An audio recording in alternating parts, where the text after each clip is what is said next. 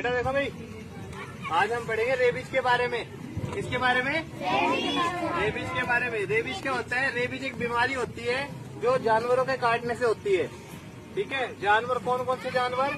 जैसे कुत्ता, बिल्ली, बंदर, ठीक है, ऐसे जानवरों के काटने से होती है।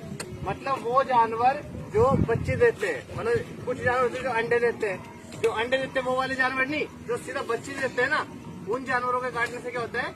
रेबीज होता है। ठीक है, तो वो रेबीज किस वजह से होते हैं? या तो वो जानवर की वैक्सीन नहीं लगी हो, जो जानवर होते हैं, या तो उनके इंजेक्शन ना लगे हो। होता है ना, कुत्ते के इंजेक्शन लगा के रखा करो, अगर नहीं लगाओगे वो काट लेगा तो रेबीज हो जाएगा। सुना है तुमने? तो या तो वो जानवर के या तो इंजेक्शन ना लगा रखे हो, या फिर वो बीमार हो, या फिर वो जानवर बीमार हो। ठीक है, तो ऐसे जानवरों के काटने से हमें रेबीज हो सकता है। दुनिया के अंदर हर साल 60,000 लोग रेबीज से मरते हैं। पूरी दुनिया में हर साल 60,000 लोग रेबीज से मरते हैं, और 60,000 में से 20,000 जो लोग होते हैं ना, वो इंडिया के अंदर मरते हैं। इंडिया के अंदर, समझ गए? तो देख लो कितना बुरा हाल है रेबीज से। 365 दिन में 20,000 लोग मरते हैं। 1730 में हंगरी के अंदर एक महामारी फैली थी, किसकी? रेबीज की। समझ गए? 1730 में हंगरी के अंदर एक महामारी फैली थी रेबीज की। तो उसमें क्या होता था, जैसे रात होती थी ना, तो जो हंगरी के जो लोग थे ना, वो सारे के सारे पागल हो जाते थे। पागल मतलब ऐसे हो जाते थे, सबको काटने के लिए दौड़ते थे। जैसे कुत्ते नहीं दौड़ते, इस टाइम में सबको काटने के लिए दौड़ते थे वो लोग।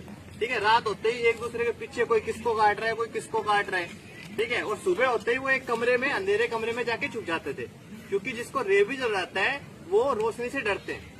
तुमने कभी देखी मूवी देखी वंपायर की? वो आके गले में काट जाता है, देखिए? ठीक है, तो वो जो मूवी जो आनी स्टार्ट हुई है ना, वो मूवी इसके बाद ही, जो ये चीज हुई थी ना, महामारी फैली थी रेबीज की, उसके बाद ही ऐसी मूवी बननी स्टार्ट हुई है। एक बार क्या हुआ, एक महिला थी, तो वो अमेरिका से भारत में घूमने आई, तो भारत में उसको एक कुत्ते ने काट लिया। ठीक है, तो अब अमेरिका में क्या होता है, अमेरिका में जितने भी जानवर होते हैं जो बाहर घूमते रहते हैं, उनको सबको सरकार पहले ही इंजेक्शन लगवा देती है। ठीक है, तो उस महिला ने सोचा कि भाई भारत में भी ऐसा ही होता होगा कि भाई पहले से इंजेक्शन लगा रखे होंगे, कोई आवारा कुत्ता तो उसने काट लिया, तो बोले पहले से इंजेक्शन लगा, तो उसने सीरियस नहीं ली उस बात। ठीक है, वो वापस अपने अमेरिका चली गई। तो क्या होता है, जो रेबीज की जो फर्स्ट स्टेज होती है ना, रेबीज की फर्स्ट स्टेज, उसमें क्या होता है, 1 से 3 महीने के बीच हमें पता नहीं चलता, कुछ भी नहीं पता चलता हमें कि हमें किसी कुछ हुआ है, बस वो काटने का निशान रहता है वहाँ पे। 1 से 3 महीने के बीच में तो समझ लो वो वायरस अगर यहाँ पे कुत्ते ने काटा तो यहाँ की यही रह जाएगा, वो वायरस कहीं आगे नहीं जाएगा। 1 से 3 महीने के बीच में वो फर्स्ट स्टेज होती है उसकी। ठीक है, तो उसके बाद में वो महिला कहाँ चली गई, अपने अमेरिका चली गई, और एक दिन रात को 2 महीने के बाद रात को आराम से सो रही, तो उसके हाथ में दर्द होने लगा। उसकी कुत्ता यहाँ काटा था, तो उसके हाथ में दर्द होने लगा। तो वो भाई अचानक से पता नहीं क्या हो रहा है, क्या होने लगा। ठीक है, तो वो थोड़ा इग्नोर करे, छोड़ कोई बात नहीं, दवाई ले लूंगी, खत्म हो जाएगा। ठीक है, उसके बाद में उसकी स्टार्ट हुई सेकंड स्टेज।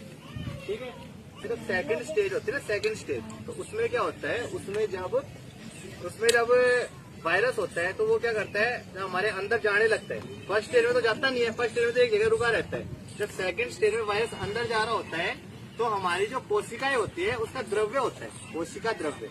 द्रव्य मतलब तरल पदार्थ होता है ना, कोई भी तरल पदार्थ, ब्लड समझ लो या कुछ भी समझ लो, तो हमारी कोशिकाएं में जो द्रव्य होता है उसके अंदर वो वायरस घुसने लगता है। तो मतलब इम्यून सिस्टम होता है ना, इम्यून सिस्टम पता है किसको? इम्यून सिस्टम क्या होता है? तुम्हें सुना नहीं, कोरोना टाइम में इम्यूनिटी पावर बढ़ाओ, इम्यूनिटी पावर बढ़ाओ, सेब खाया करो, फल खाया करो, इम्यूनिटी पावर बढ़ेगी तुम्हारी। जितनी इम्यूनिटी पावर बढ़ेगी उतना वायरस असर नहीं करेगा तुम्हारे ऊपर। सुना तुमने कोरोना टाइम में ऐसा सारे बोलते थे। ठीक है, तो इम्यूनिटी पावर, जो इम्यून सिस्टम होता है, वो क्या करता है, ऐसे जो रोग होते हैं ना, जो वायरस होते हैं, जो बीमारियां होती है, उनसे लड़ता है। जो हमारे शरीर में इम्यून सिस्टम होता है वो लड़ता है उनसे। जैसे कोई वायरस हमारे शरीर में प्रवेश कर गया, तो इम्यून सिस्टम हमारा उस वायरस से लड़ाई करेगा और उसको खत्म कर देगा। ठीक है, पर जो ये वाला वायरस था, ये कोशिका द्रव्य के माध्यम से हमारे शरीर में प्रवेश करता है, और इम्यून सिस्टम को पता ही नहीं चलता कि हमारे शरीर में कोई वायरस प्रवेश किया है। और जब हमारे शरीर को पता ही नहीं चल रहा कि हमारे शरीर में कोई वायरस आया है, तो फिर वो लड़ भी नहीं पाएगा उससे। फिर भी वो सोचे चलो कोई नहीं, ठीक है, ऐसे आजकल चलता रहता है थोड़ा बहुत, तो कोई बात नहीं। फिर उसके बाद उसकी स्टार्ट हुई थर्ड स्टेज। ठीक है, थर्ड स्टेज में क्या होता है, सांसें फूलने लगती है, सांसें उसके फूलने लगी जोर जोर से। उसके बाद एंजाइटी अटैक होते हैं, जैसे अपन बैठे बैठे घबराने लग जाते हैं। कभी हुआ है किसी के साथ? भाई बैठे हैं आराम से, एकदम से घबराने लग गए जोर जोर से, चक्कर से आने लगे, पसीने आने लगे हमारे। तो उसको बोलते हैं एंजाइटी अटैक। ठीक है, तो सांसें फूलने लगती है, एंजाइटी अटैक हो जाता है। इसके अलावा हाइपोफोबिया हो जाता है। हाइपोफोबिया क्या होता है? पानी से डरना। वो लोग जिनको कुत्ते वगैरह कोई भी जानवर काटता है, जिनके रेबीज होता है, उसको हाइपोफोबिया हो जाता है। वो हाइपोफोबिया का मतलब होता है पानी से डरना। वो लोग पानी से डरने लग जाते हैं, समझ गए? मतलब ये समझ लो, उसको पानी पीने के लिए भी दोगे ना तो वो पानी पी नहीं पाएंगे, उनको डर लगेगा पानी देख के। ठीक है, इसके अलावा उनको हो जाता है इंसोनिया। इंसोनिया होता है रात को जागना। उनके अंदर ऐसी चीजें रहेगी, वो रात को नींद नहीं आएगी उनको, जो वो कितनी भी कोशिश करे रात को सो नहीं पाएंगे वो लोग। तो थर्ड स्टेज में क्या होता है? थर्ड स्टेज में ये चीजें उनका होने लग जाती है। अब इतनी चीजें होने लग गई तो वो उसने क्या किया, वो डॉक्टर के पास चली गई। भाई दिखाई लेती हूँ तो बहुत ज्यादा हो गया, पता नहीं क्या क्या हो रहा है। तो डॉक्टर के पास गई तो डॉक्टर कहते हैं, अमेरिका के डॉक्टर ने ऐसी बीमारी देखी नहीं थी, क्योंकि उन्होंने पहले से सारे कुत्तों को वैक्सीन कर रखा था, तो उनको पता ही नहीं था भी हाँ कोई ऐसी बीमारी होती है, तो उनको समझ में नहीं आया। तो वो क्या करने लगे कि भाई एंजाइटी की जो दवाइयाँ आती है ना हाई वोल्टेज की, वो उस महिला को देने लगे कि भाई एंजाइटी की दवाई ले लो, सही हो जाओगी। बट उस महिला को कोई असर नहीं पड़ा और उसकी तबीयत ज्यादा बिगड़ती चली गई। ठीक है, उसके बाद उसकी स्टार्ट हुई स्टेज 4। स्टेज 4 में क्या होता है? वो इंसान के माइंड पे जो वायरस होता है ना दिमाग के अंदर, वो पूरा कंट्रोल कर लेता है। उस दिमाग के अंदर पूरा का पूरा कंट्रोल कर लेता है। जो दिमाग के जो सेल होते हैं, हमारे जो सेल होते हैं, सेल मतलब कि भाई हमारी बातों को सुनना और उसके बाद रिएक्ट करना कि भाई मैंने तुम्हारी बात सुनी, उसके बाद मैं तुम्हें जवाब दे रहा हूँ। तो वो जो सेल होते हैं ना, उनको वो खाने लगा वायरस, और उनको खाने की वजह से मतलब हमारे सोचने समझने की शक्ति सारी खत्म हो गई। हम ना कुछ समझ पा रहे थे ना सोच पा रहे थे। पूरा का पूरा कंट्रोल माइंड के ऊपर किसका था? वायरस का, सारा सारा कंट्रोल। तो वो काटना, भोंकना, जो तुम बता रहे थे ना कि पागल से हो जाते हैं कुत्ता काटने के बाद में, तो उस महिला के अंदर क्या होने लगा? वो किसी को काटने लगी, ठीक है, कुत्ते की तरह भौंकने लगी, कुत्ते की तरह खाना खाना, मतलब वो करके मतलब पूरा का पूरा उसके अंदर ऐसे ऐसे माहौल होने लगे।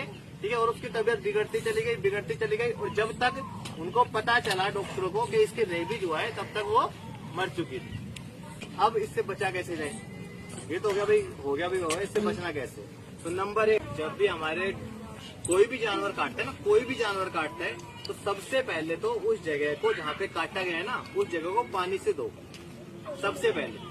ठीक है, कभी भी काटे ना तो सबसे पहले क्या करना है, हमें उस जगह को पानी से धोना है। ठीक है, टंकी को खोल दो, 5 मिनट तो उसके ऊपर पानी पड़ने दो, वो दुखता रहेगा, समझ गए? 5 मिनट तक उसके ऊपर पानी पड़ने दो। उसके बाद सीधा डॉक्टर के पास जाओ और उसको बोलो एंटी रेबीज वैक्सीन।